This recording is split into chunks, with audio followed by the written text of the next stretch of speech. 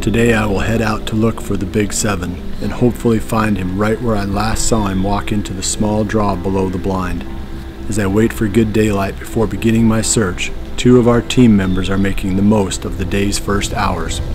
120 miles to the east, while hunting the urban zone near his home, Mike Reed starts the day in a tree stand on the edge of a large creek. It's Tuesday, November 13th. I took the day off of work and Cooper and I are in the tree ready for the hunt here. It's pretty cold. It's like 16 degrees. We got a northwest wind that's about 10 miles per hour. The it feels like about 7 degrees, so pretty frigid morning for middle of November. And high pressure's over 30. And this is my first hunt of the year in the urban zone. And so since I just had one day, we just decided to come right here in town.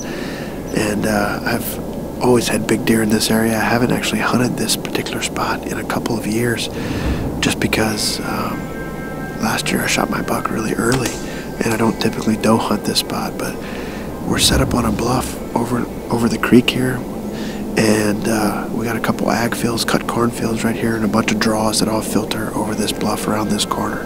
We haven't seen any deer yet, but I'm excited for the sit nonetheless. I haven't had any cameras out here. You guys have heard me say before, but it's been a crazy summer, just a crazy year altogether with the twins and moving, and so I'm just having fun sitting out in the woods, and I know there's going to be mature bucks in the area.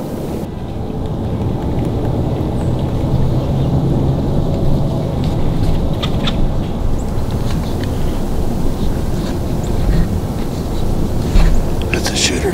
Get the GoPros going. Yours is off.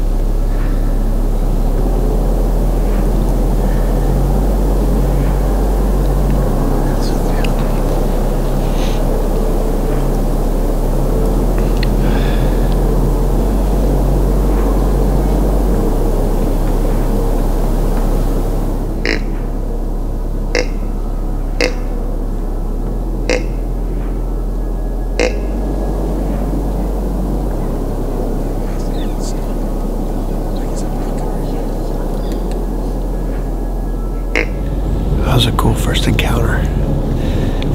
That was a mature buck, and I was gonna shoot him. He skirted us at like 60 yards. We're up on this bluff, and it's really thick, and it's thick down below us. I grunted a couple times, but he never stopped, looked, or anything, so I'm a little surprised by that. He's bound to have heard me. I'd be really surprised if he didn't hear me, so it's just odd that he didn't even stop to look. Anyway, I'm not sure how many hunters have been in here and how much calling has been done, but anyway, cool first encounter nonetheless, and it's a relatively small area, so maybe he'll swing back through. That's the only deer we've seen so far, so it's a good one to see, I guess.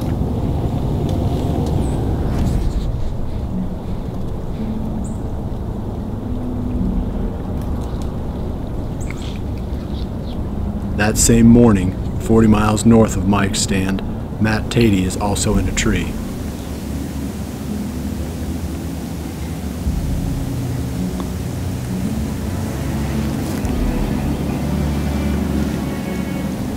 Well, it's about 8:45, and so far I've seen a couple small bucks cruising through this morning right at first light. Couple does, fawn snuck up behind me, but just had a doe looked like she was being followed, but nothing right behind her. Looked like she was in heat. So I'm not sure if anything else will come through her, but had a little breakfast and just gonna sit tight here and see what happens here the rest of the morning, and see if we can't get one cruising through here, following that doe, or just cruising through the funnel.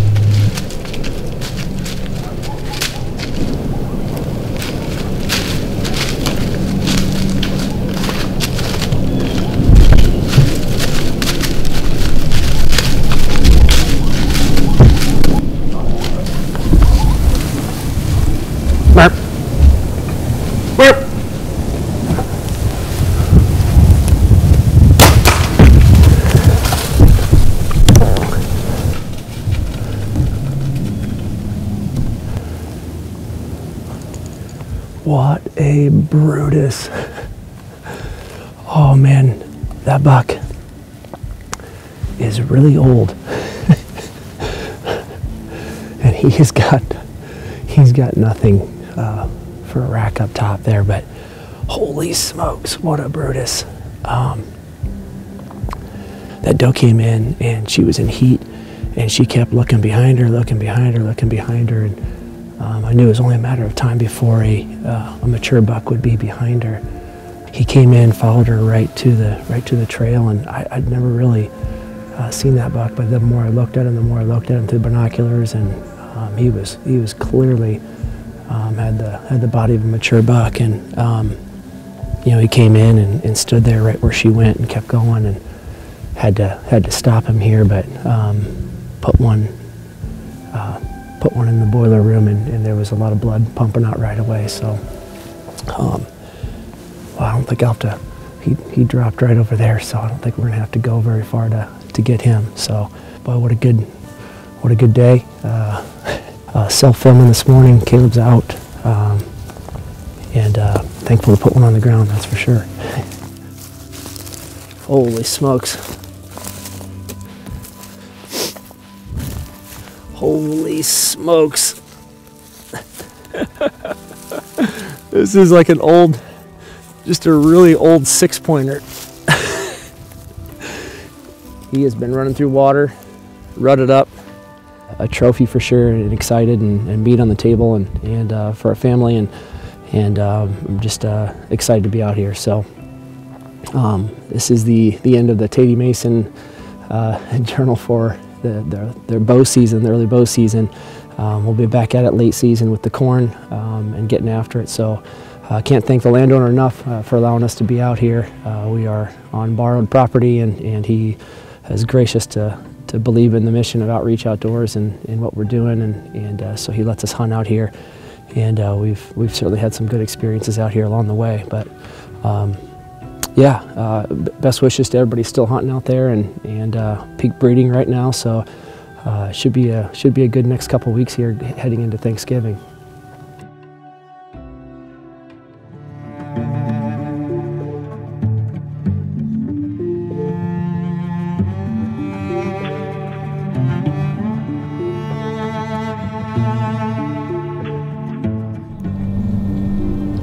Back in the urban zone, the action continues near Mike's tree stand.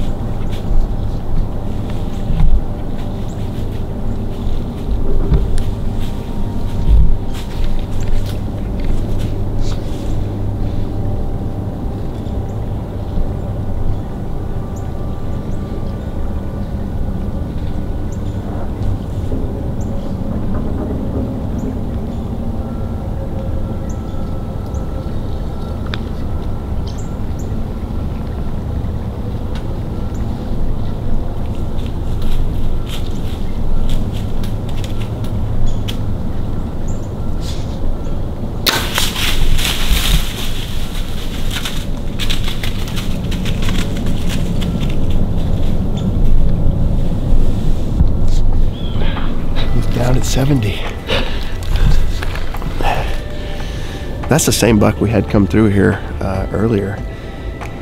And he probably did hear me calling now that I think about it. And it's hard to get downwind of us, but he managed to. He actually got right where we walked in. We came across the creek this morning in our waders, and I mean, he stopped right where we crossed the creek, and he started walking up the hill, and I had him at like 18 yards, and he was about to turn broadside. I was at full draw, and then he turned quartering to me, and you know, I saw him stomp. So at that close range, I feel confident just shooting him right in the heart, right in the chest, and I did that, and he went about, I don't know, 50 yards. He's dead right there at 68. So pretty awesome. It's the only deer we've seen this morning.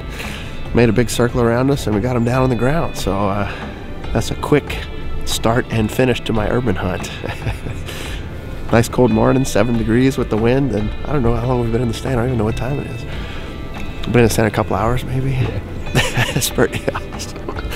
Cooper looked down below us, way down at the bottom of the bluff. He said, "Big buck down there." I looked back, like, that's the same one. So he just made a circle around us. So pretty cool. He's down just up the way a little way, so we're gonna get packed up and go take a look at him.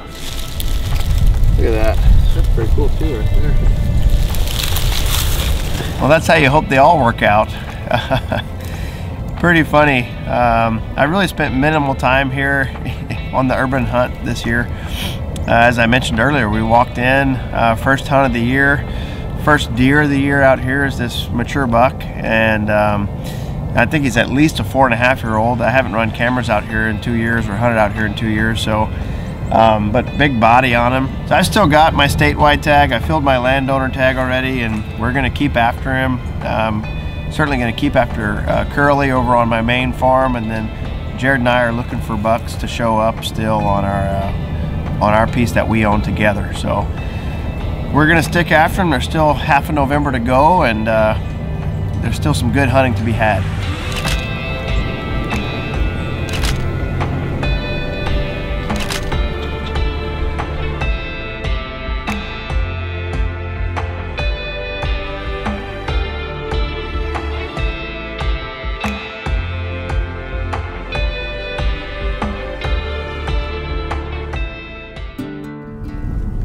After waiting until good daylight, I finally take up the Big Sevens trail.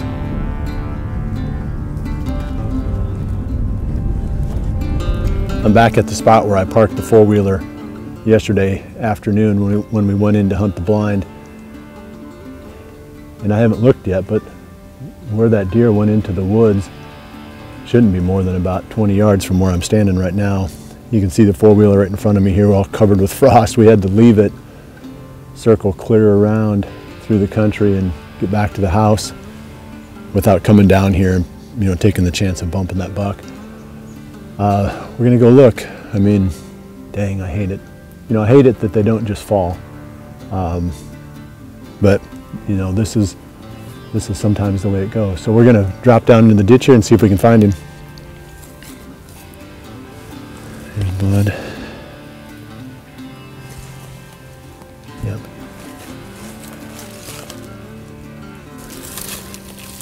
Here's blood. I wonder if he went up.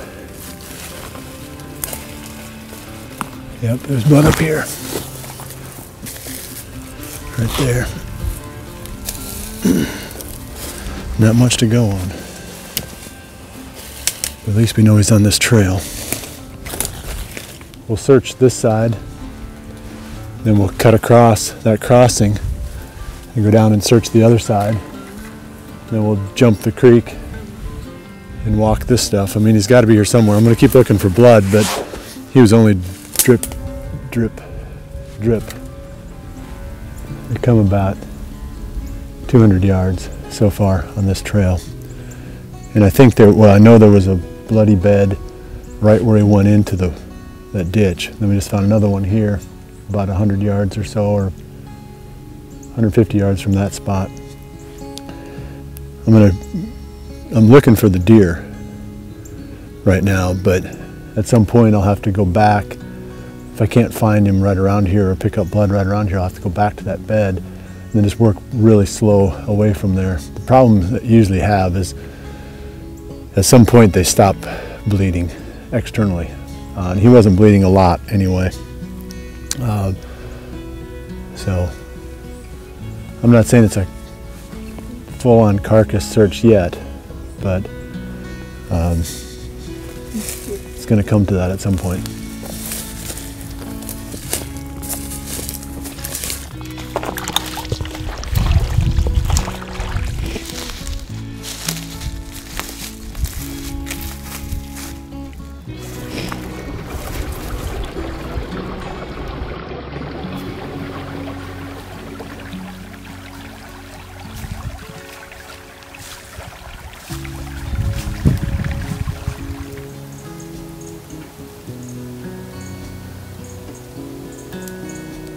I'm standing at my home office now, up at the shop here, and right across the driveway is that patch of timber that I've been pointing to on the map all these weeks, saying that this is probably where that deer lives.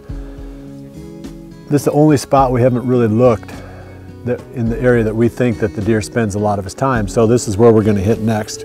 We're just going to grid it and work it from the road down. And that way, if we do have him in there and bump him, at least we're going to push him back on, further onto the property. But I have to believe if he's going to die, he should be dead by now. I can't imagine that he isn't going to die. So it's just kind of a weird deal. But so we're going to grid this back and forth, and hopefully we can pick him up in this patch of timber.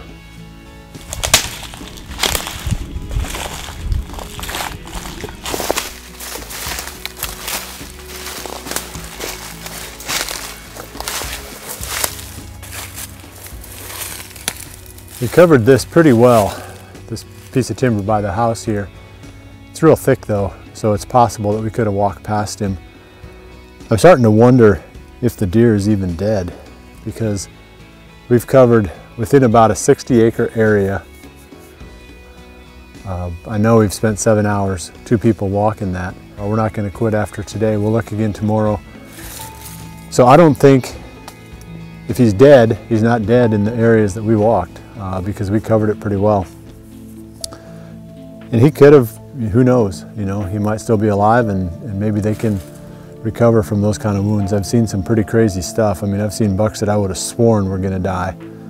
Not just only were hit by arrows, but from fighting, and you'll see them again the next year.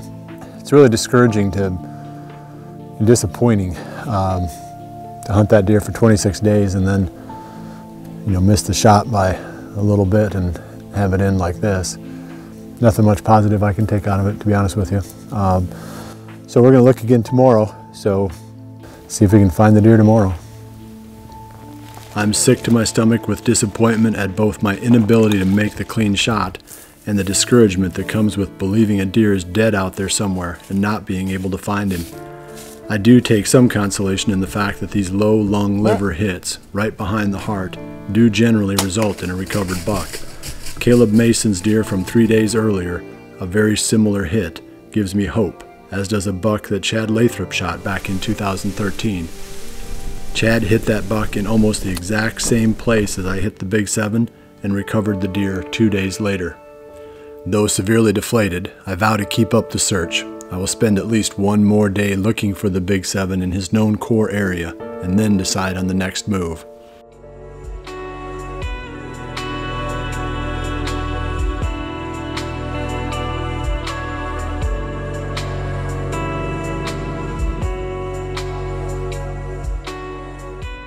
Well, that's how you hope they all work out. Pretty funny. I really spent minimal time here on the urban hunt this year. Certainly going to keep after Curly over on my main farm, and then we're going to stick after him. There's still half of November to go, and there's still some good hunting to be had. What a Brutus. Oh man, that buck is really old. November 13th is the unofficial start of the rut's lull, but try to tell that to Mike Reed and Matt Thede. That is the beauty of this month. It is always worth hunting. Anything can happen at any time. The number of hunters still in the woods continues to drop. Those who remain almost feel like they're working overtime, while all the other employees with real lives have already gone home for the day. In some ways it feels good, satisfying, like you are now finally earning what you get. The wind feels lonelier too, colder for sure. It has a freshness that takes your breath away.